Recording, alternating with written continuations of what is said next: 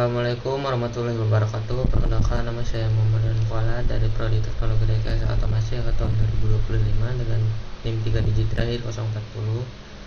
Sini saya akan melanjutkan pembahasan dari video sebelumnya, yang mana di video sebelumnya kita sudah membahas tentang dasar-dasar bahasa pemrograman C++. Pada video kali ini kita akan melanjutkan pembahasan tersebut. Langsung saja. Jadi pada video kali ini kita akan membahas tentang kondisi if else, kemudian ada fungsi loop juga seperti loop for, while atau do while, kemudian ada rata-rata dan tabel perkalian, kemudian ada program modular seperti by copy dan by reference, atau parameter by copy dan by reference perbedaannya. Dari sini yang pertama ada kondisional seperti if, else if, dan else. Kondisional adalah struktur percabangan yang mengeksekusi blok kode berdasarkan evaluasi kondisi secara berurutan hingga menemukan kondisi yang terpenuhi. Sini ada urutan evaluasinya. Yang pertama ada if, kemudian else if, kemudian else. Jika kondisi if terpenuhi, maka program mengeksekusi blok if dan melewati yang lain. Jika tidak, program memeriksa setiap else if secara berurutan. Jika semua kondisi gagal, maka blok else dijalankan. Sini ada contoh kodenya. Di sini ada tipe data integer dengan nama variabel score dan nilainya 85. Kemudian ada tipe data char dengan nama variabel grade. Kemudian ada tipe data boolean dengan dengan nama variabel lulus. Kemudian ada di sini ada conditional yang pertama, yaitu if skornya lebih dari sama dengan 90, maka grade-nya adalah A.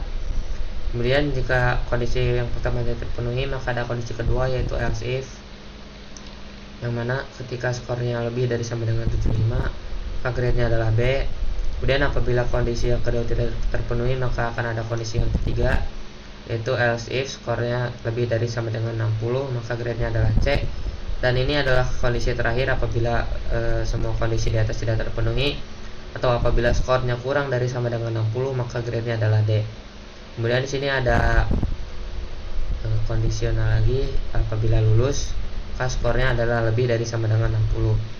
Di sini bakal ada fungsi cout, kurang dari grade, kurang dari grade yang ditentukan tadi adalah apa. Apabila grade-nya adalah A, maka skor dia berarti 90. Dan apabila dia 90, maka dia sudah lulus. Jika di running, maka kita coba running. Ketika kita masukkan nilainya adalah 90, maka akan muncul grade-nya A di sini, grade A. Terus karena grade A ini nilainya 90 dan 90 lebih besar dari sama dengan 60, maka keterangan lulusnya pasti lulus. Sini lulusnya ya. Sini grade-nya A, lulus ya, seperti itu. Kemudian ada looping atau perulangan. Looping atau perulangan adalah mekanisme yang memungkinkan eksekusi berulang suatu blok kode sampai kondisi tertentu terpenuhi. Sini ada beberapa jenis loop. Yang pertama loop for, ya evaluasi kondisinya pada setiap iterasi sebelum masuk blok. Kapan berhentinya, yaitu ketika kondisi menjadi false. Kemudian ada loop while, evaluasi kondisinya ketika sebelum masuk blok atau di awal. Kapan berhentinya, ketika kondisi menjadi false. Kemudian ada loop do while, evaluasi kondisinya setelah pertama kali mengeksekusi blok. Kapan berhentinya, ketika kondisi menjadi false atau evaluasinya di akhir. Sini ada contoh kode loop. Ini ada loop, ada tipe data integer dengan nama variabel array dengan 5 isi data. Yang pertama itu indeks 0 adalah 1, indeks 1 adalah 2, indeks 2 adalah 3, indeks 3 adalah 4, indeks 4 adalah 5. Ini untuk perulangan yang pertama, yaitu perulangan for. Sini ada fungsi perulangan for-nya atau perulangannya di sini dituliskan dengan nama for. Lalu ada tipe data integer, i sama dengan 0, titik koma, i kurang dari 5, titik koma, maka i akan bertambah. Jadi artinya di sini ketika nilai dari i nya adalah sama dengan 0, enggak bukan gitu, maksudnya ini kondisi awal adalah i nya sama dengan 0. Kemudian di sini apabila i kurang dari 5 maka i nya akan terus bertambah sampai nilai dari i nya adalah lebih dari 5 di sini. Ketika kurang dari 5 maka dia bakal menampilkan array yang ini bakal ditampilkan, bakal ke running 1 2 3 4 5. Apabila masih 0 juga, maka akan terus nampil i 1 2 3 4 5 itu sampai nilainya lebih dari 5 seperti itu. Kemudian ada cout dan endline. Nah, ini untuk while loop sama, dia sebenarnya ada tipe data integer dengan nama variable i yang nilainya adalah 0. Ini ada karena dia while, jadi dia di awal ininya evaluasinya ketika i kurang dari 5 maka cout tampilkan array 1 2 3 4 5, lalu setelah selesai dia bakal terus bertambah i nya. Karena ini i awalnya 0 maka yang eksekusi pertama adalah dia akan bertambah 1 2 3 4 sampai seterusnya. Ketika sudah 5 maka programnya akan berhenti atau sudah tidak akan melakukan perulangan. Jadi ada cout lalu endline. Ini untuk do while loop, dia seperti ini baris kodenya, i sama dengan 0, do cout, tampilkan array i, lalu kemudian tambahkan nilai variabel i. While i sama dengan kurang dari 5 maka program selesai. Tampilkan while i sama dengan kurang dari 5. Apabila sudah melebihi 5 maka program akan selesai, seperti itu.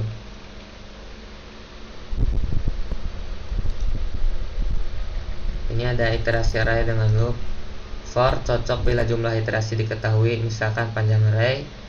Lalu while atau do while dapat dipakai bila iterasi bergantung pada kondisi dinamis. Ini ada program contoh yaitu menghitung rata-rata nilai.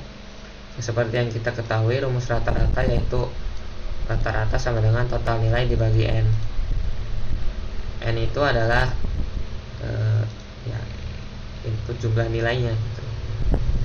Pertama kita input jumlah nilai n yang kita mau, kemudian inisialisasi total sama dengan 0. Ketiga, loop dari 1 sampai n. Terus kita minta nilai ke i, lalu tambahkan ke total. Yang keempat, hitung rata-rata dengan rumus di atas. Yang kelima, tampilkan hasil. Ini ada contoh baris kodenya. Yang pertama adalah ada variabel dengan tipe data integer dengan nama variabel yaitu n. Dan ada tipe data double dengan nama variabel total yaitu 0.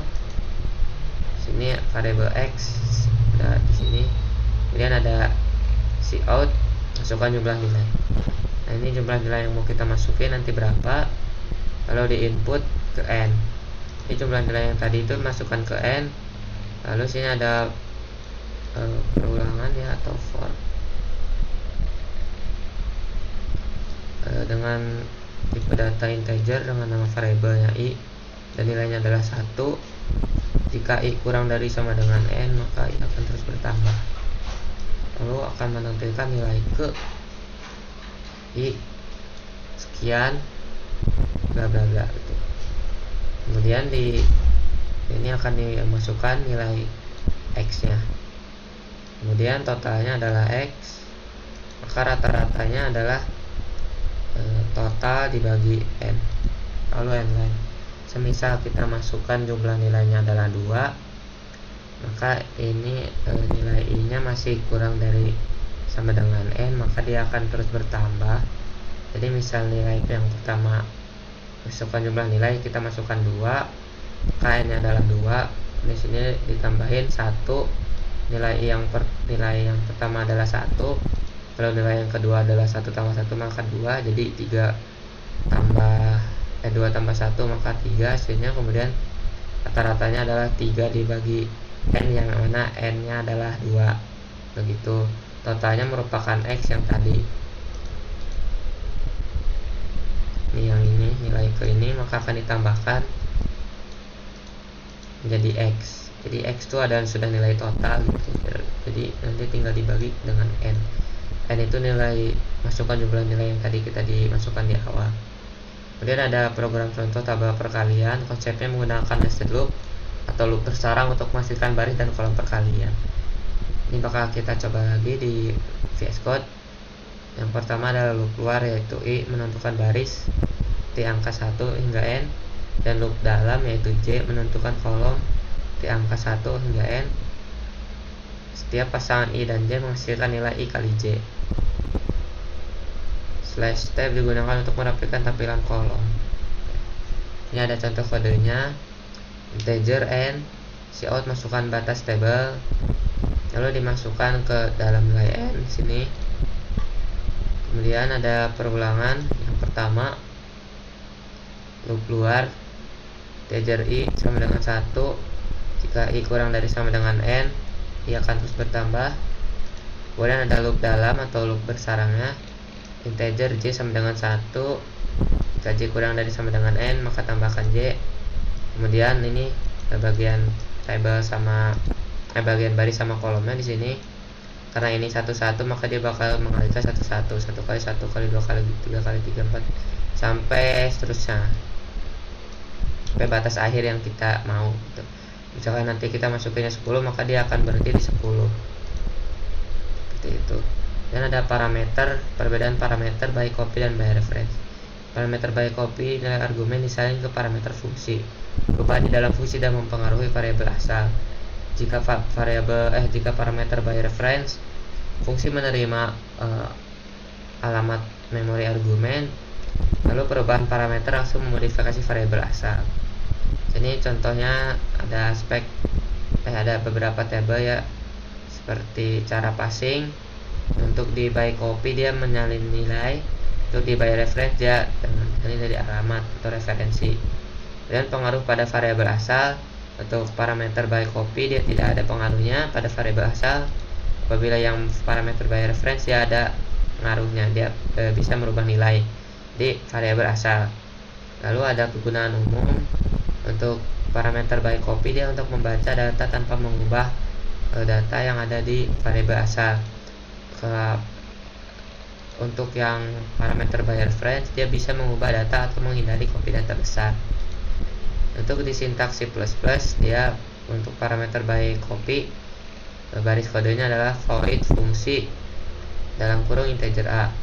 Untuk yang parameter by reference dia baris kodenya void fungsi integer simbol dan ditambah A, simbol dan plus A. Nah, maksudnya simbol dan lalu A.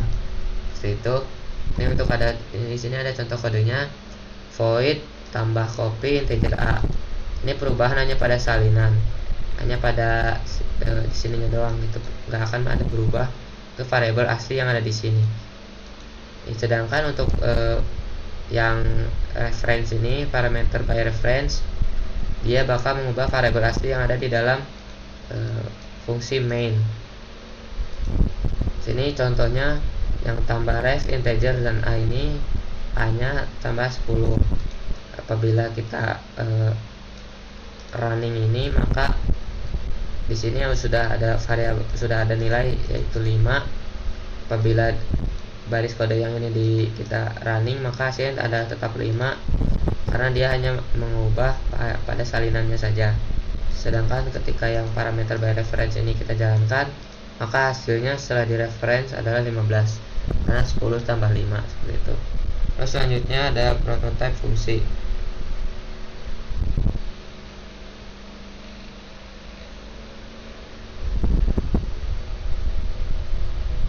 Fungsi header, HPP, dan juga implementasi atau CPP.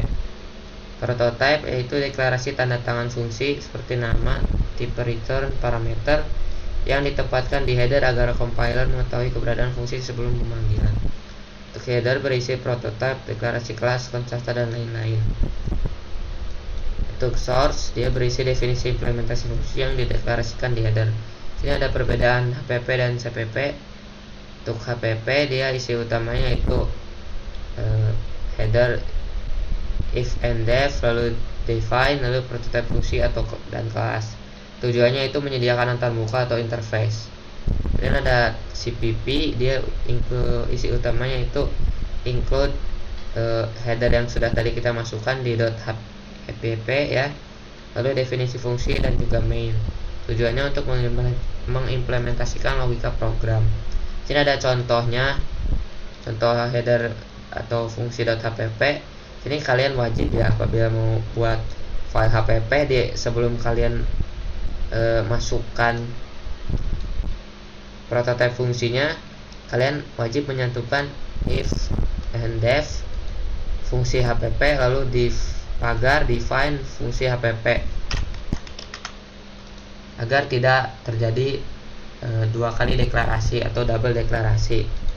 Lalu kalian masukkan prototipenya apa, kemudian and if fungsi HPP itu wajib diingat.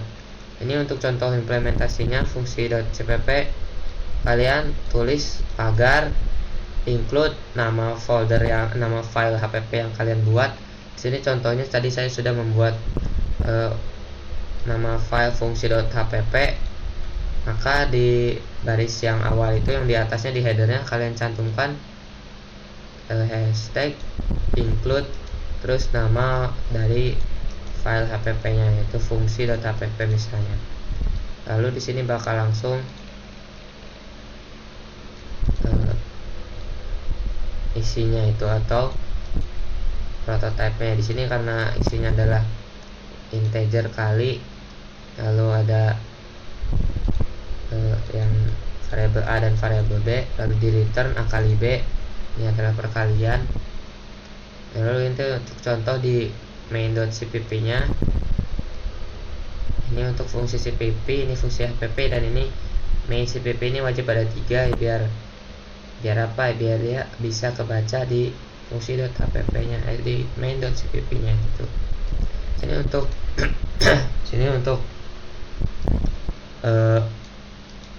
bagian baris kode di main.cpp. Sini yang pertama seperti biasa kalian include iostream, kalian include juga fungsi.hpp nya di sini.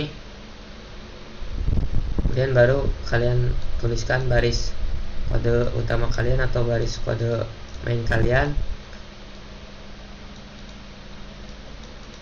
seperti ini. Kemudian di sini ada, dan ini wajib kalian ingat ya, untuk merunning kodenya kalian harus menyalin kode ini menggunakan g++ main.cpp fungsi.cpp base of program. Ini kalian kopikan, lalu kalian buka terminal ini, lalu terminal, kemudian kalian pastekan di sini. Setelah itu kalian tulis lagi /program, maka nanti programnya akan berjalan di VS Code kalian ataupun dimanapun itu. Kalian misalnya pakai Winsoft atau apapun itu tetap bisa, cuma cara runningnya seperti ini. Kalian running new terminal, kemudian salin kode ini. Sini main cpp adalah nama dari main kalian atau folder main kalian. Kemudian untuk baris kedua ini fungsi.cpp merupakan header dari hpp kalian. Kemudian ini adalah untuk mengeksekusinya. Selanjutnya ada program modular sederhana atau kalkulator aritmatika. Modalitasnya memisahkan kode menjadi file header dan source untuk fungsi menu penjumlahan dan perkalian.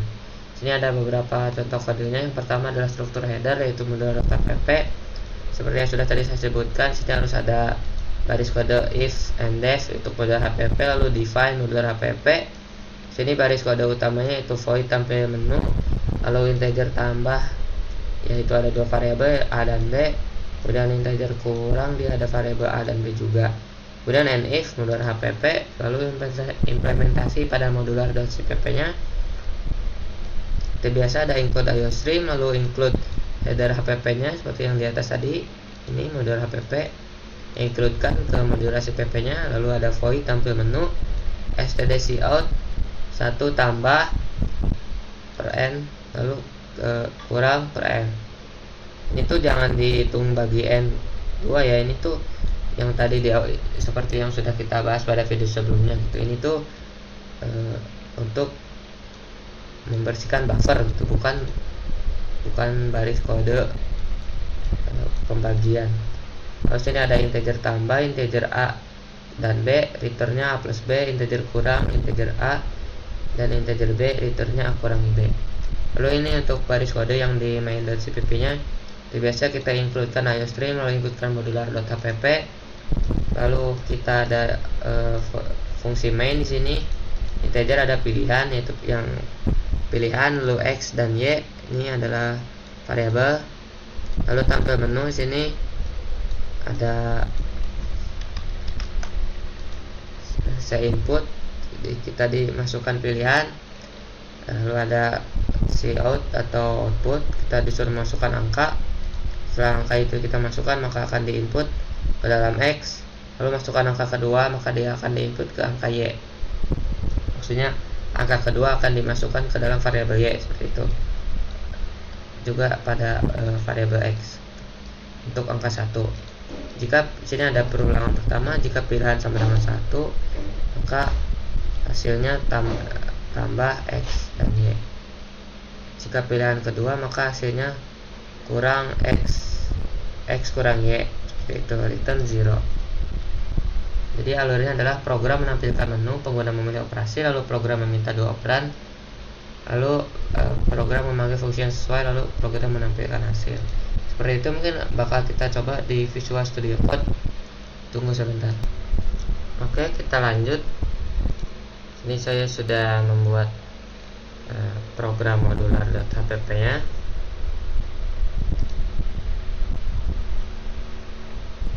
Untuk program modular sederhana, yaitu yang pertama seperti yang sudah dijelaskan, kita harus memasukkan header if and def, yaitu terus nama program, nama header yang mau kalian namain, itu nama file yang mau kalian namain.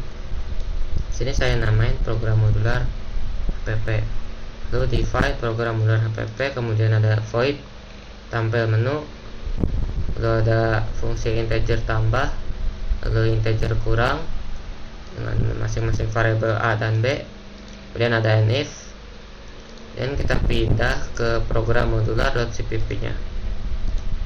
Sini jelas kita masukkan lagi include iostream, lalu kita mau include lagi nama program modular.hpp nya.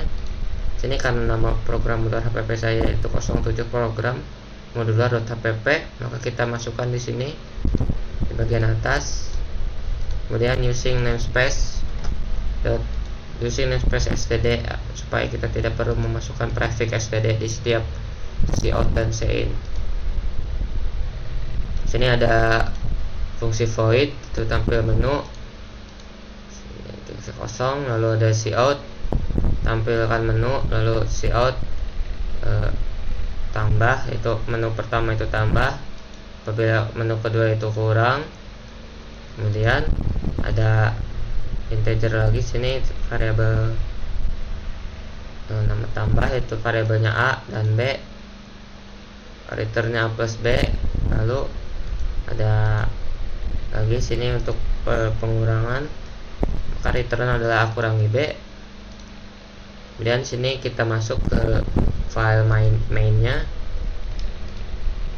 Yang pertama jelas kita masukkan include iostream, kemudian program modular hpp nya atau headernya, kemudian using namespace std titik koma, dan ada file mainnya. Di sini kita akan jelaskan. Yang pertama ada tampil menu, kita disuruh pilih terus sini ada variabel ab, cout pilih menu. Setelah kita memilih, akan dimasukkan ke variabel pilih. Tipe ini 3 variabel, tiga-tiganya tipenya integer. Setelah kita memilih, akan running kode cout lagi. Setelah memilih, masukkan angka yang pertama. Setelah itu angka pertama masuk ke dalam variabel a. Setelah itu akan diminta masukkan angka kedua. Setelah angka kedua masukkan, angka kedua akan dimasukkan ke variabel b. Ini ada perulangan yang pertama, yaitu if jika memilih 1, maka hasilnya adalah tambah a dan b, tambah ab, a tambah b itu. Kemudian ada perulangan yang kedua, apabila perulangan pertama tidak terpenuhi, yaitu hasilnya pilih sama dengan 2. Jika pilih sama dengan 2, maka hasilnya adalah kurang A kurangi B gitu. Dan ini kondisi ketiga, apabila kondisi pertama dan kedua tidak terpenuhi, maka akan baris kode yang ini akan dijalankan, yaitu pilihan tidak tersedia, return 0. Mungkin bakal kita coba aja biar kalian nggak bingung.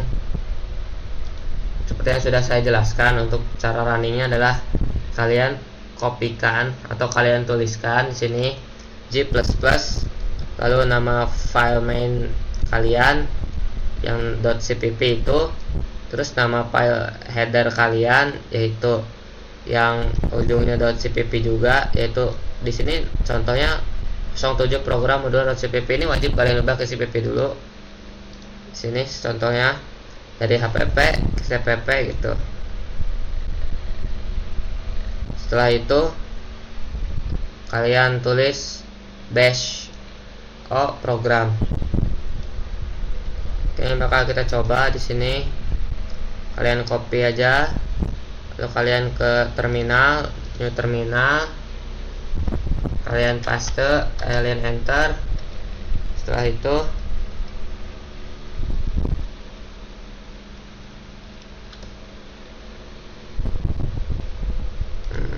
apa error nih? Oh, kalian harus buka dulu ininya. Jadi ada dua. Nah, seperti ini. Kalian coba paste. Apa nih, binding?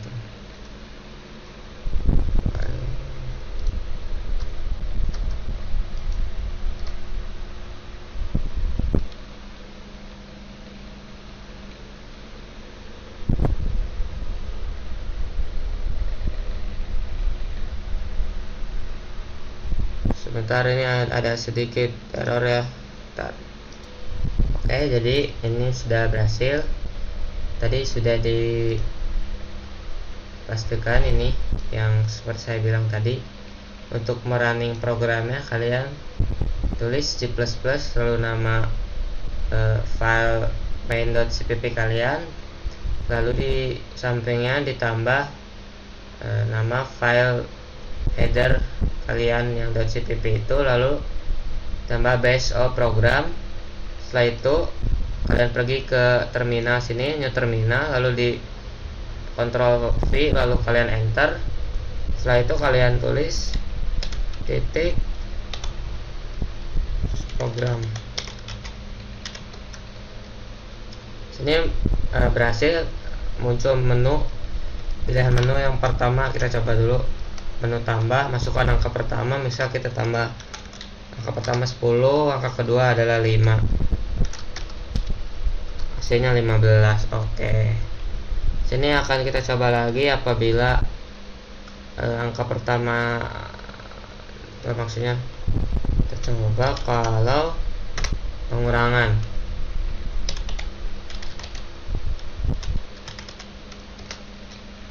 Coba. Oke, hasilnya adalah 5, berhasil.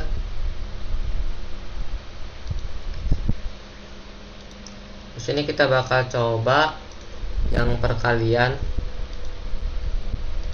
tabel perkalian ya. Coba running.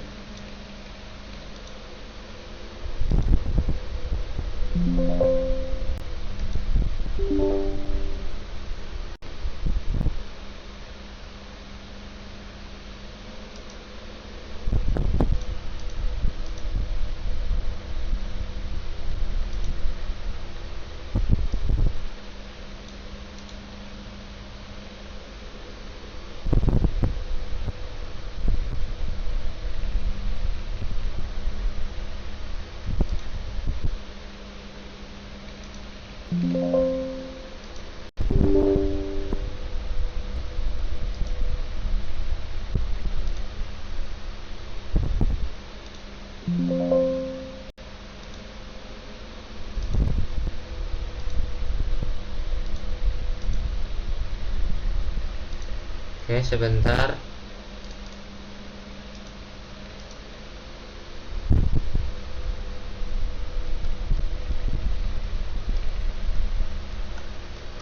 Bentar. Oke, ini untuk bagian tabel perkaliannya. Kita contoh misal tampilkan tabel perkalian hingga 10. Nah, kita akan masukin sampai 10, angka 10 seperti ini. Ini untuk barisnya. Lalu ini untuk kolomnya bawah seperti itu. Ya, mungkin sekian saja dari saya, kurang lebihnya mohon maaf. Assalamualaikum warahmatullahi wabarakatuh.